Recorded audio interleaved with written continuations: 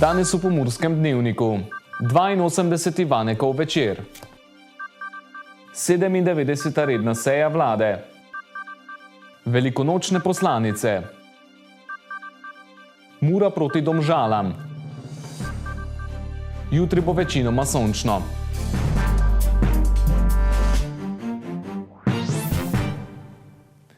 Spoštovane gledalke, cenjeni gledalci, lepo pozdravljeni. Minuli četrtek se je v Pokrajinski in študijski knjižnici odvijal že 82. Vanekov večer. Glavna tematika je bila socialna država in revščina, na kateri so bili govorci dr. Srečo Dragoš, Vesna Leskovšek, Darja Senčur-Peček in Etelka Korpič-Horvat. Na tokratnem Vanekovem večeru so se dotaknili verjetno ene najbolj aktualne teme, in sicer socialna država in revščina. Prva je svoje misli o temi z zbranimi delila dr. Etelka Korpič-Horvat. Na nivoju Evrope, se pravi širše kot v Evropski uniji, imamo malo delovsko ustavo, rečemo dostikrat pravniki, ko je posebej napisan člen varstva, da smo zavarovani pred revščino in socialno izključenostjo. V Evropski uniji je temu namenu, da bi bilo manj revščine, bila sprejeta tudi temeljna listina o socialno-varstvenih pravicah. Slovenija je znana tudi izven naših meja, da ima moderno ustavo, v kateri je v 2. členu napisano, da je Slovenija pravna in socialna država. Dr. Srečo Dragoš je glede na besede Etelke Korpič-Horvat in stanje revščine v Sloveniji na vprašanje, ali je Slovenija še socialna država, odgovoril tako. Ja, seveda, mi smo še socialna država. V primerjavi z Evropo, sploh pa v primerjavi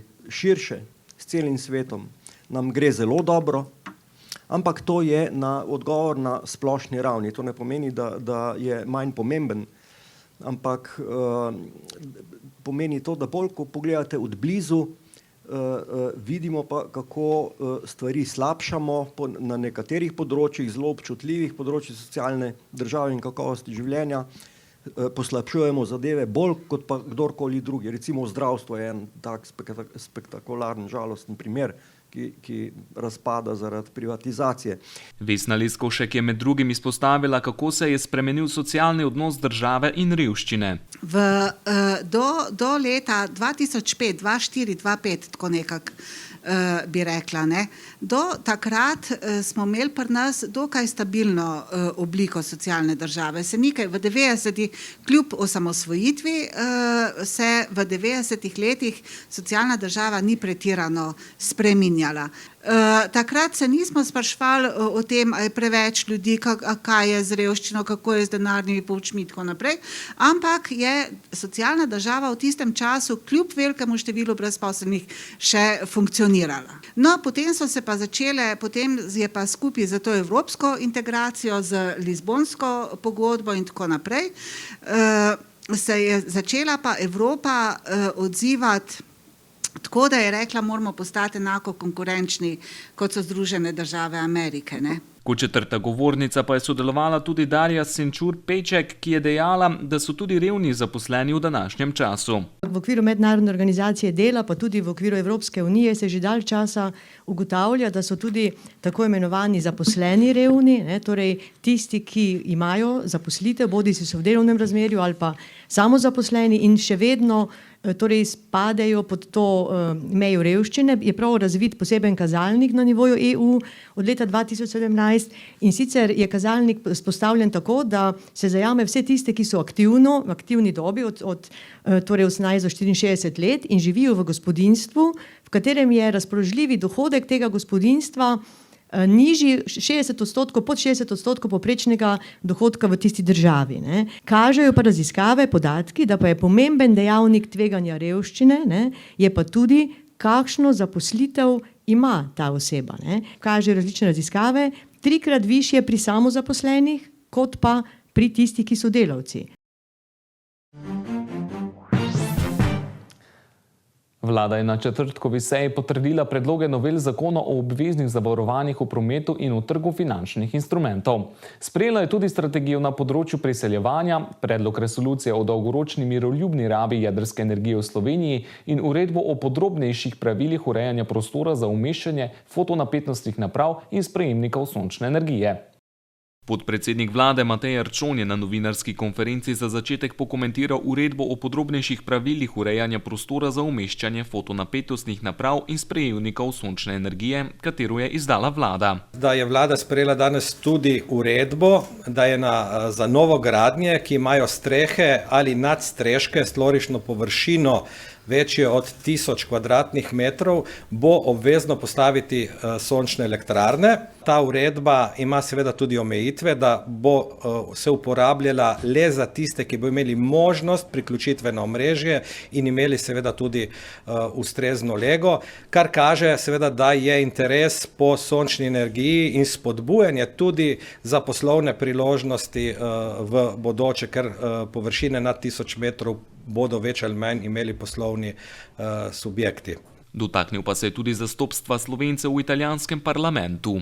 Namreč italijanski senatni odbor je včeraj odobril amandma na spremembe volilne zakonodaje, ki spodbuja res eno izjemno upanje, da bomo Slovenci lahko dobili tudi svojega predstavnika in senatorja in poslanca.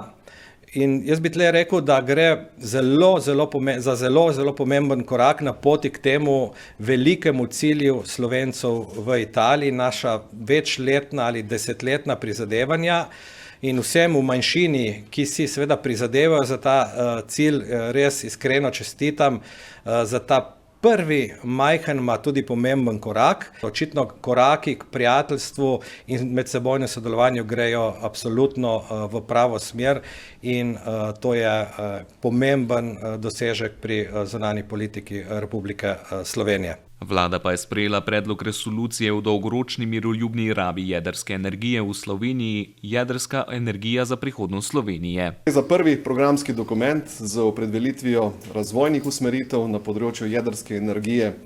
Hkrati gre za en izkaz načelne politične podpore in signal jedrskemu sektorju za preklop v en drug način delovanja, to je ta razvojni način delovanja. Slovenija je jedrska država z delujočim jedrskim programom. V resoluciji gradimo na več kot 50-letnih pozitivnih izkušnjah z jedrsko energijo v Sloveniji. Energetsko mešanico jedrske energije v kombinaciji z obnovljivimi viri prepoznavamo kot ključ do zanesljive oskrbe z električno energijo in klimatsko nevtralnostjo. Ključne usmeritve so vezane na razvoj nacionalnega jedrskega programa in podpori projekta JEK2. Resolucija torej zavezuje k transparentnemu, jasnemu in vključujočemu procesu oblikovanja zakonodaje in politike miroljubne rabe jedrske energije, ki temelji na izkušnjah, znanstvenih raziskavah, varnostnih standardih ter podpori javnosti. Resolucija nas vse zavezuje k transparentnosti, odgovornosti in ničelni toleranci do korupcije. Skladno z zaključki političnega vrha z 30. januarja bo resolucija tudi podlaga za referendumsko vprašanje.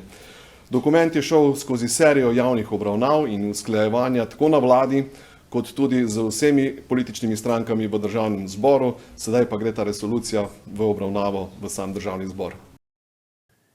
Pred nami je velikonočni vikend ter velikonočna voščila, ki so polna veselja, upanja in različnih spodbud. Poglejmo si, kaj vam ob veliki noči želijo poslanice. Najopajanje velikonočnih praznikov poteka v Kristusovem zmagoslavju, ljubezni in veselju. V imenu Evangeličanske cerkve Augsburške veroizpovedi Sloveniji vam želim blagoslovljene velikonočne praznike. Dragi bratje in sestre v Kristusu, resnica je naše vstajenje. Veselimo se in radujmo, ker smo postali njeni prijatelji in misionarji. Ob veliki noči vam želim milosti, volje in moči za službo resnici. Zato naj vam velikonočno praznovanje dovoli vstopiti njegovi besedi v vašega duha. Moja molitev za vsakega izmed vas je prošnja za njegovo milostno naklonjenost, da bi s praznovanjem iskali pot do Boga.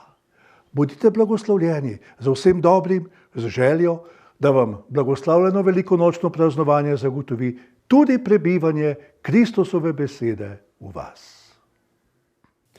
Mura pa se danes v 23. krogu prve slovenske nogometne lige odpravlja v Domžale, kjer bo potekala pomembna tekma za obstanek v prvi ligi. Kaj pa pred tekmo pravi trener nogometne šole Mura Anton Žlogar? Ja, vsaka naslednja tekma je priložnost. Mislim, da je čas, da dosežemo zmago. Vsi si jo želimo. Fanti trenirajo, moram reči, dobro. Podoba ekipe je boljša, kot je bila, ko sem prišel, in zdaj v bistvu čakamo samo še točke, limitirati napake na minimum in iz priložnosti vsega zadeti. Na čem je bil poudarek dela v tem tednu? Poudarek je bil, bom rekel, na agresivnosti, na usmerjenosti v sami igri, taktična priprava in 2 dni smo tudi izkoristili za fizično boljšo pripravljenost oziroma bolj naporne treninge. Kaj si trener želi videti od svojih varovancev oziroma kaj morajo popraviti iz tiste zadnje tekme?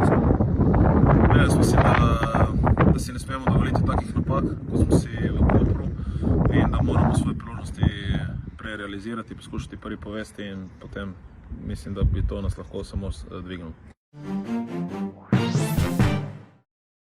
Za konec še preverimo, kakšna je vremenska napoved. Danes je bil v Pomurju pretežno jasen dan. V Lendavi in Radencih smo opoldne namerili 12, Murski Soboti 14 in v Krajinskem parku Goričko 10 stopinj Celzija. Jutri bo večinoma sončno in toplo, nekaj več oblačnosti bo popoldne predvsem na severozahodu. Čez dan bo ponekod pihal šibak jugozahodni veter, ob morju zmeren jugo. Najnižje jutranje temperature bodo od 6 do 11, v zgornje Savski dolini okoli 4, ob morju do 13, najvišje dnevne od 19 do 25, na severozahodu okoli 16 stopinj Celzija. Najnižje jutranje temperature v severovzhodni Sloveniji, v Murski Soboti in v Mariboru se bodo gibale okoli 8, podnevi do 24 stopinj Celzija. V noči na nedeljo bodo predvsem na zahodu možne krajevne padavine, deloma plohe in posamezne nevihte. V nedeljo se bo na vzhodu nadaljevalo delno jasno vreme. Več oblačnosti bo na zahodu, kjer bodo občasno še padavine. V ponedeljek se bo dež na zahodu okrepil in razširil nad večji del države. Oba dneva bo še pihal jugozahodnik. Temperature v naših krajih se bodo zjutraj gibale od 5 do 11, čez dan od 17 do 22 stopinj Celzija. Toliko za danes v Pomurskem dnevniku. Več informacij o dogajanju v Pomurju pa najdete na naši spletni strani www.tvideja.si. Želimo vam lepe velikonočne praznike, vam pa zaenkrat hvala za pozornost in lep pozdrav do prihodnjič.